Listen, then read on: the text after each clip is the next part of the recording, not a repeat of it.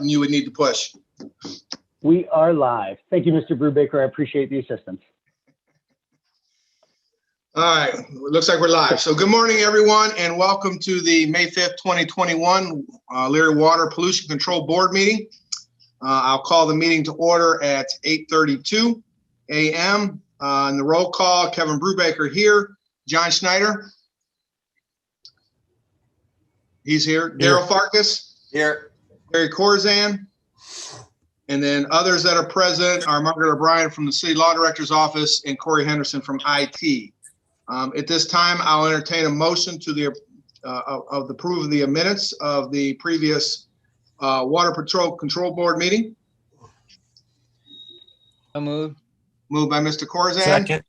Second by Mr. Schneider. All in favor? Aye. Opposed, nay. Motion carried. Aye. See, old business. Mr. Corzan, East Side pH issues.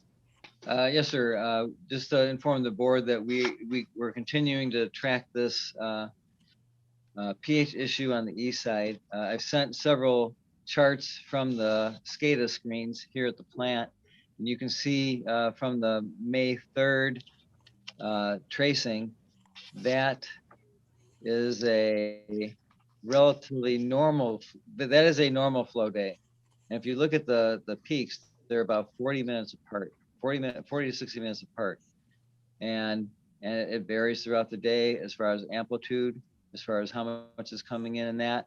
If you look at the May 5th, which is today, you see pretty much to the left earlier in the 24-hour period, there were a few peaks coming in, but then it pretty much flatlines for roughly 2/3 of the 24-hour period.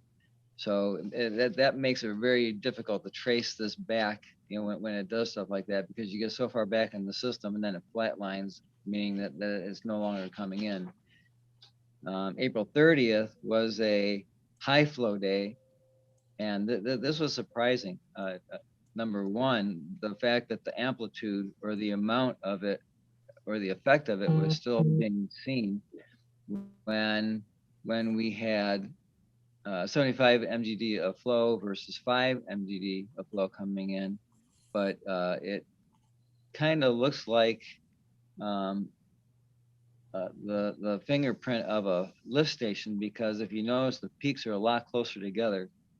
With the higher flow, the peaks are the pump stations are pumping more often, so you would expect that the peaks would be higher together, or closer together.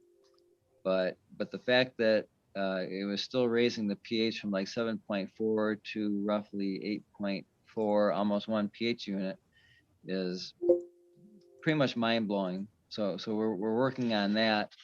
And then if you look at another tracing from Saturday, April 24th, around 3:30 p.m. On that Saturday, you'll see that we had a large slug of high pH material come into the plant, took the pH all the way up to 11.4. From all the testing and everything that we've done on that, it's not harmed. It doesn't appear to have harmed the plant. We have one last analyte to go to try to get a better fingerprint on what this one was. Don't know if this is related to these smaller peaks and maybe something let loose. I don't know. We don't know for sure. It could have been a separate incident that happened out there, but again, it came from the east side.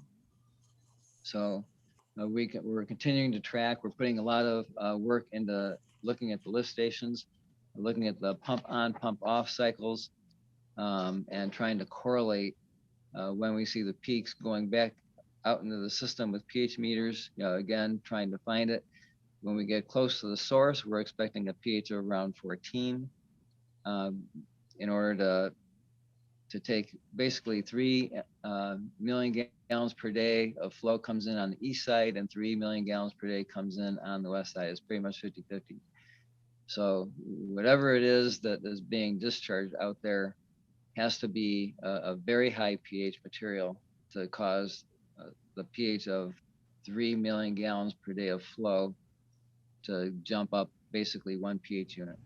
So we're continuing to work on it, and I'll report anything else new to the board next month, and I'll entertain any questions. Are there any questions for Mr. Corzine? Not a question, but well, I guess this is a question. Have you talked to Bob yet there, Terry? Because from Bob Zelik from AECom, I did talk to him shortly after we had discussed it the other week. The issues you're having out there. He thought that you might be able to rent some pH data log machines, probes to put in there, and they record over time, and you can go out and just download the information. He was supposed to get back to me about, I didn't, with you possibly, but it'd be a great way to track it. This way you don't have guys sitting there at the manhole when the pH actually drops, because I know that's the difficult part, is trying to figure out which manholes to be at. Yeah, no, Bob hasn't spoken with me about that, but that is a good idea. I know ADS should be able to have that kind of equipment available. I'll give him a call, and sometime today we'll touch base on that. But that would be good. One of the things that's so mind-boggling about this whole thing is we had a night when we had spikes up to 9.4 coming into the plant. Me and Jesse Meyer from pretreatment, we were out that night with pH meters, and we isolated, we broke down all of the east side commercial and industrial areas into the trunk sewers, and we were doing pH checks manually in those sewers, and we would stay at each location for 2 pH peaks, which was basically over, because they were coming in about every 40 minutes. So it was roughly about, an hour and a half that we were sitting at each manhole. It took quite a bit of time that night, but it was well worth it. But basically, every single industrial trunk sewer that we were checking the pH in, we were getting normal pHs.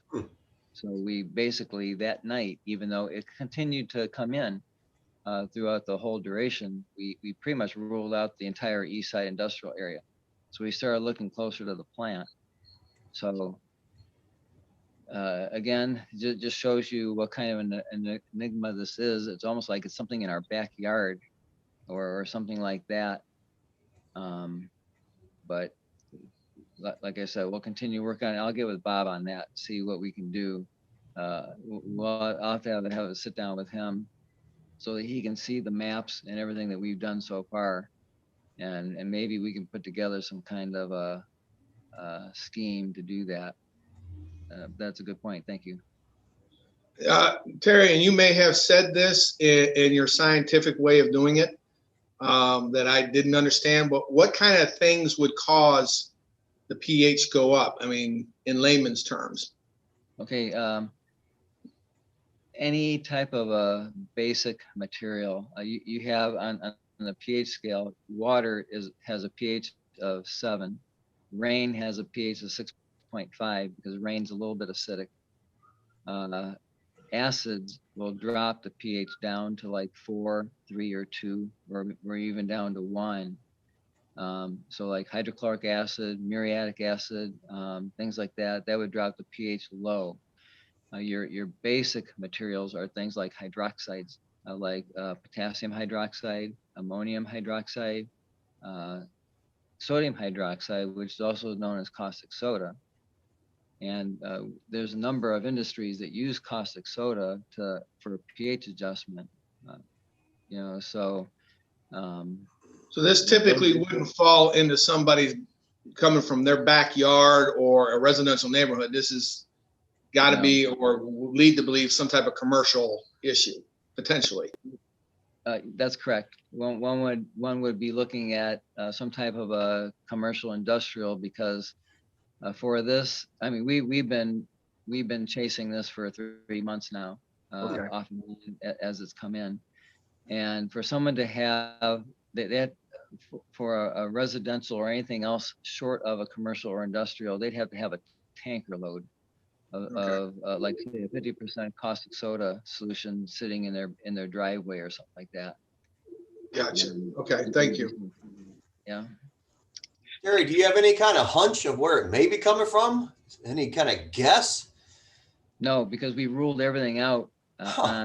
on that one night when we were out there in every single industrial trunk sewer. And we basically ruled out the entire east side. So like I say, there's something we're missing. And it definitely takes some super sleuthing to find these Yeah, things really. sometimes, especially when it's intermittent. You know, it'll be every 40 minutes, and then all of a sudden 2 hours will go by and then nothing, and then every 40 minutes again. So it's a lot of start and stop as far as the investigation goes. And you pick up where you left off, you know, and hope to get enough time to work it back further. But when we find the source, it's going to have a very high pH to do what it's doing. Interesting. Okay, any other questions for Mr. Corzine? All right, seeing none, as we'll go to the new business, BASF notice of violation. Yes, we had, there was one, you received a copy of the notice of violation that was sent to BASF. On March 3rd, they did their quarterly sampling, and they reported a daily copper limit of 6.92 milligrams per liter. The limit is 0.95 in the permit. They did an investigation, which was asked of them through the notice of violation, and they took all the records in their wastewater treatment system. Everything appeared to be working in normal operations. I asked them to check back into their production records, raw material usage, and that kind of stuff. And again, they couldn't find a reason as to why they had such a high test result. They did two subsequent retests, and they both been way below the limit. So they were fined $100 for the excursion. They paid the fine, and so we're just moving on, and hopefully future results will show that they stay in compliance as they are right now. But this is just for the board information only. Very good. Any questions for Mr. Corzine on BASF?